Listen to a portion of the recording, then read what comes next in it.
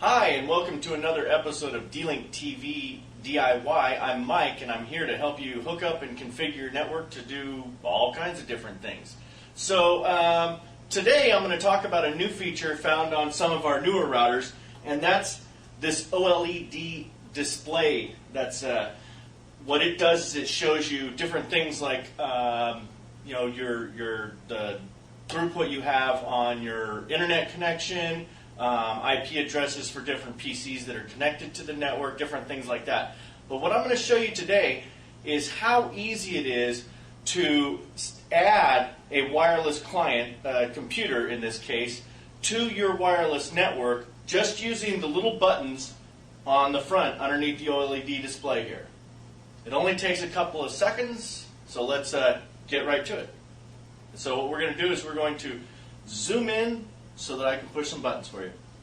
Okay, as you can see, the OLED display is off by default.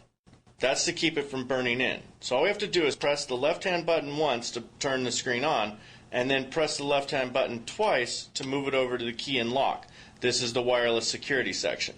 So let's just press the right-hand button to go in, and now we want the bottom selection, which is Add Device PBC. PBC is Push Button Connection, which is what we're doing. Go down once to that, press the right-hand button, and it's telling you to go push the button on your wireless device. Okay, so you can see that the first thing the router is telling us to do is go push the button on the device that we're going to connect.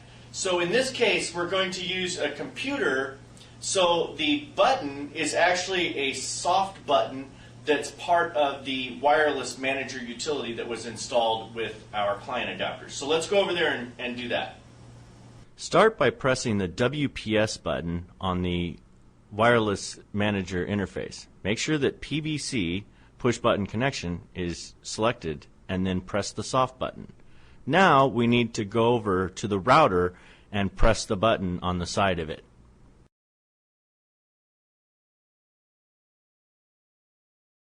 So now, as you can see, the computer is giving us 120 seconds, 2 minutes, to come over and press the button on the router. So let's do that.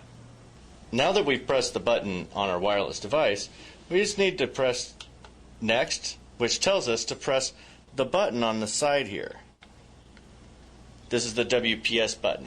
This button can be found on the side of many of D-Link's routers, not just the ones with the OLED displays.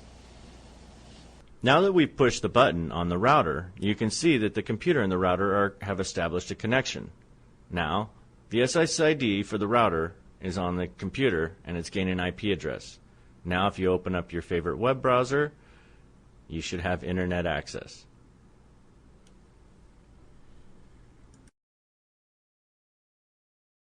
And now, as you can see from the screen that's on the computer, you're now connected and have internet access. That's really all there is to it, to using WPS on one of the new routers with the OLED display from D-Link.